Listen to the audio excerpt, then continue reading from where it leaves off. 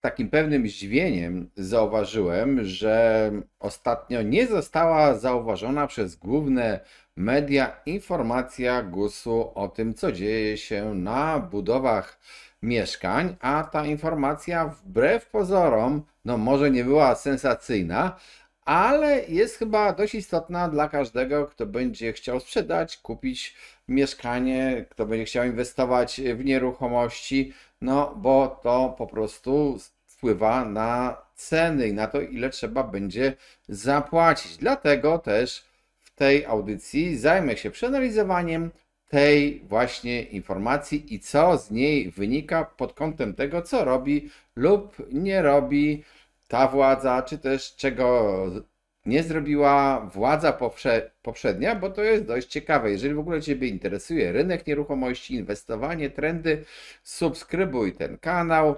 Zapraszam też na nasz serwer Discord, link na dole i przypominam, że na stronie symen24.pl znajdziesz te same audycje z wykresami w lepszej formie i też szkolenia z obrotu nieruchomościami. A przechodząc do tematu i zacznijmy najpierw od takiej informacji, no, która musiała się pojawić, czyli o ilości mieszkań oddanych do użytkowania i widzimy te na czerwono kreski oznaczają zapaść. W styczniu 2024 oddano znacząco mniej mieszkań, 77,9% indywidualnie i niecałe 75% u deweloperów w stosunku do tego, co było w styczniu 2023. Ale tak jak nas w poprzednim roku epatowano wzrostami, tak teraz to po prostu musiało spaść, tak samo grudzień do grudnia, no bo to po prostu jest efekt bazy i tego, że kiedyś po prostu więcej budów rozpoczynano. Pokażę Wam to na wykresie i tę informację zostawmy, bo to, co jest oddawane, nie ma znaczenia dla przyszłości, to po prostu oddane to, co zaczęto kiedyś tam budować. Ciekawie jest z pozwoleniami na budowę.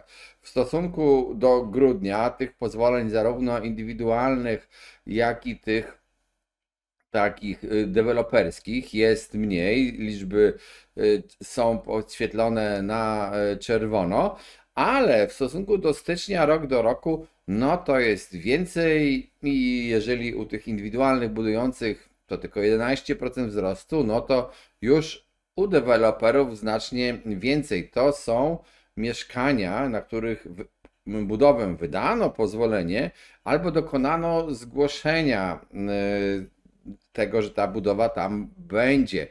A to nie jest jeszcze rozpoczynanie budów, ale w rozpoczynaniu budów zobaczmy, prawie wszystko się świeci na żółto, czyli jest lepiej. No w ogóle u deweloperów 207% więcej, u indywidualnych, no to jedyny taki w zasadzie niewielki spadek, nic nieznaczący spadek w tej ilości. Co to wszystko oznacza? Spójrzmy się na razie na wykres, bo tutaj jest wiele rzeczy takich ciekawych i pokazujących, jak ludzie reagują na to, co się dzieje na rynku. Żeby tak było jaśniej, to ta zielona łamana linia na górze to są wydawane pozwolenia, czy też zgłoszenia budów. Ta linia, na której zaznaczyłem takimi kolorowymi kropkami kolejne okresy 12 miesięcy, to jest linia budów rozpoczynanych, a ta taka granatowa, jak powiedziałem, już najmniej istotna linia budów oddawanych, mieszkań oddawanych, najmniej istotna dla przyszłości, bo nie dla wykonania.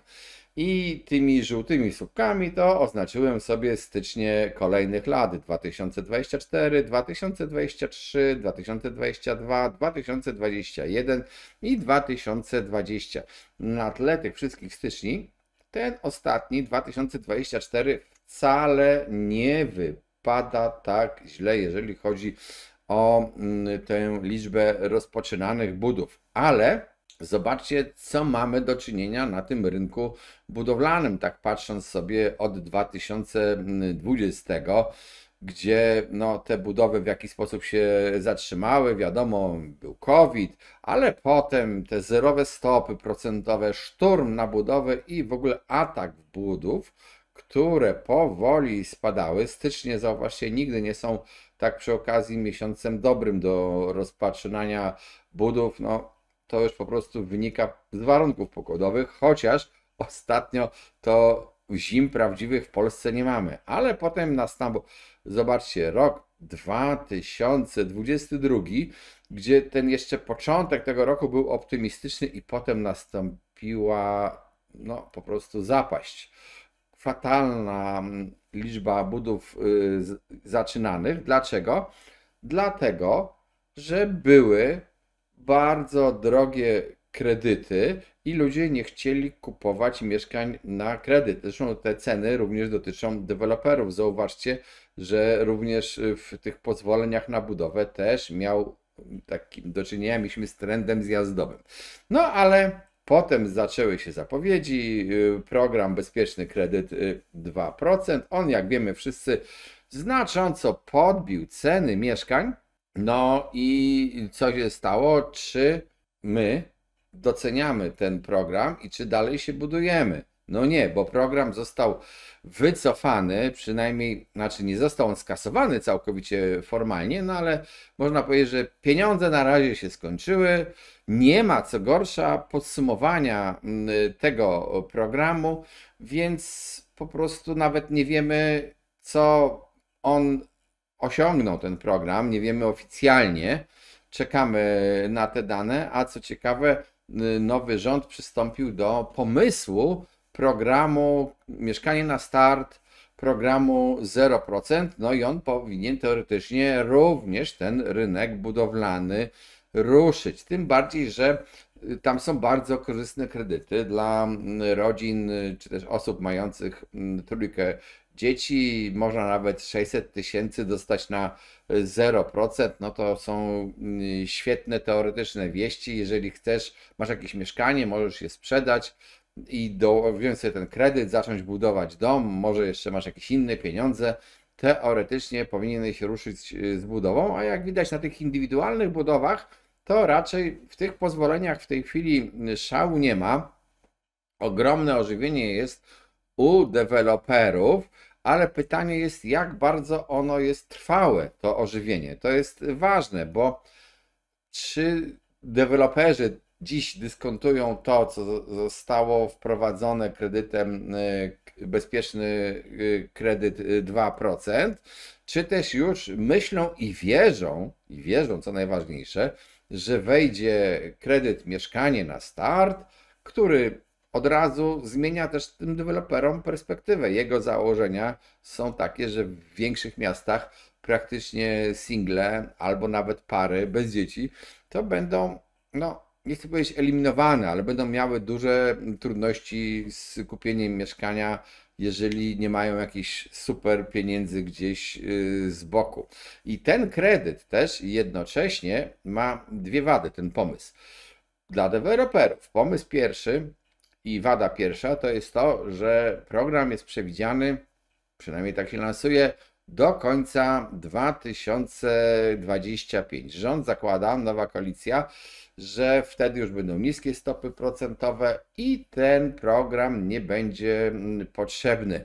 No ale spójrzmy się na inflację. Oczywiście spadła, wiemy o tym, ale jak liczne głosy są, jak wielu ekspertów mówi, że ta inflacja to i ten spadek to jest chwilowy, a może potem ona zacząć rosnąć, może zacząć rosnąć na przykład z powodu różnych decyzji władzy. Właśnie na przykład o tym VAT-ie, od żywności, o likwidacji lub utrzymaniu programów pomocowych związanych z kosztami utrzymania, energią itd., itd. Niestety na dzień dzisiejszy nie wiemy. Nie mamy takich jasnych deklaracji, co ta władza zrobi i co gorsza, z tym kredytem, pomysłem Mieszkanie na Start też nagle zaistniała taka niepewność. Dlaczego? Dlatego, że przypomnijcie sobie, jak tylko nowy minister nastał, pan Hetman, to jego jednym z pierwszych działań było opowiadanie wszystkim, że są pieniądze zabezpieczone na program 0%, że on wejdzie w ogóle od marca, potem zmienił zeznania, że od połowy roku, zwołał liczne konferencje, czy też nawet nazwane tak konsultacje, zapraszał różnych ludzi, którzy niezbyt pochwalili ten pomysł, zresztą dodam, ale było wokół tego dużo szumu i to tak na koniec grudnia, początek stycznia tego roku i sprawa dość mocno ucichła, tym bardziej, że jakieś mniej więcej 2 tygodnie temu, o ile dobrze pamiętam, premier wypowiedział się, że ma świadomość, że niektóre takie programy pomocowe, mające szczytny cel, danie tanich pieniędzy na kupno mieszkania, mogą mieć skutek odwrotny od zamierzonego, bo ceny mieszkań urosną. Czyli takie jakby wycofywanie się rakiem z tej przedwyborczej obietnicy kredytu 0%. Zresztą trzeba powiedzieć, w propozycji ministra też ten kredyt 0%, czyli mieszkanie na start, nie był dla wszystkich, więc powiedzmy sobie, że nie każdy miał dostać kredyt 0% i w zależności tak naprawdę, to już pokazywaliśmy w poprzednich audycjach, możecie linki na dole znaleźć do tych audycji, tam pokazywaliśmy, że o ile w małym mieście ten program może być korzystniejszy niż to, co było dla kupującego, ten bezpieczny kredyt 2%, ale w dużych miastach to już jest dokładnie odwrotnie i w zasadzie tam spore grupy są eliminowane z możliwości skorzystania z tego programu, z realnej możliwości. Czy w takim razie to budownictwo ruszy tak ogromnie i czy deweloperzy ruszą? Deweloperzy też się obawiają kosztów budowy. Muszą się liczyć z tym, że będą wchodziły jakieś rozmaite regulacje, EPBD, dyrektywa, że w związku z tymi regulacjami mogą się zintensyfikować prace termomodernizacyjne, szeroko rozumiane termomodernizacyjne w starych budynkach, że będą na to jakieś środki pomocowe na te prace, ale jeżeli te prace ruszą, no to one też wytworzą zapotrzebowanie na robociznę, no i na materiały, czy też urządzenia używane w termomodernizacji. To nie tylko chodzi o styropian, taki przysłowiowy, ale również przecież o urządzenia grzewcze w budynkach i tak dalej, i tak dalej. To jest całokształt. No to jeżeli nagle cała Unia ma się remontować i deweloperzy mają budować, to staną wszyscy w kolejce do fabryk produkujących dany towar. W dodatku ci, którzy będą mieli remonty, będą mogli zapewne liczyć na jakieś programy pomocowe. Może wzrosnąć konkurencja o materiały i o właśnie robotników. W dodatku też nasz rząd, oprócz tego pomysłu na ten kredyt 0%, to oprócz tego programu jest też myślenie o budownictwie komunalnym, budownictwie społecznym, jak zwał, tak zwał.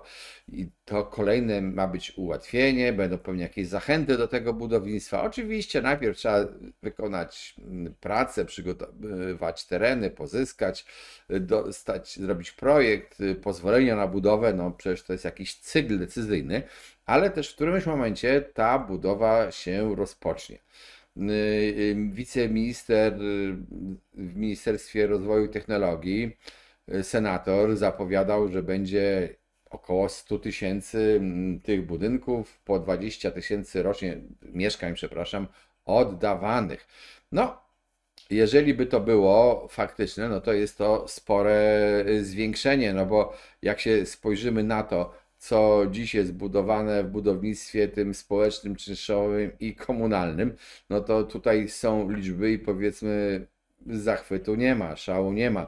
To jest wręcz nieistotne budownictwo w porównaniu z tym, co budują inwestorzy indywidualni lub co budują deweloperzy. Ale jeżeli nagle by nastąpiła wyruch na budowach, no to jest kolejna grupa budów, które ustawią się w kolejce po te same materiały co deweloperzy i indywidualni budowniczowie oraz po te same materiały częściowo i urządzenia, które są wykorzystywane w termomodernizacji i też częściowo lub w całości do tych samych robotników, co również może sprawić, że takie nagłe ruszenie wszystkich podnosi po prostu koszty budowy, czego się deweloperzy obawiają, tym bardziej, że no, widzą sytuację takich wahań rządu co do tego kredytu taniego, a zapowiedzi płynące z Rady Polityki Pieniężnej są dość wstrzemięźliwe i raczej tam nie ma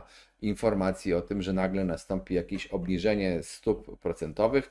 Raczej jest sugerowane, że będą one przez jeszcze jakiś czas utrzymywane, a te budowanie na kredyt, no, czy też kupowanie nieruchomości na kredyt jest bardzo istotnym czynnikiem sprawczym, bo nawet musimy pamiętać, że z jednej transakcji kredytowej to może być napędzona potem druga albo nawet trzecia transakcja, liczona oficjalnie jako gotówkowa, ale tak naprawdę ona dochodzi do skutku tylko dlatego, że ta pierwsza transakcja była napędzona kredytem.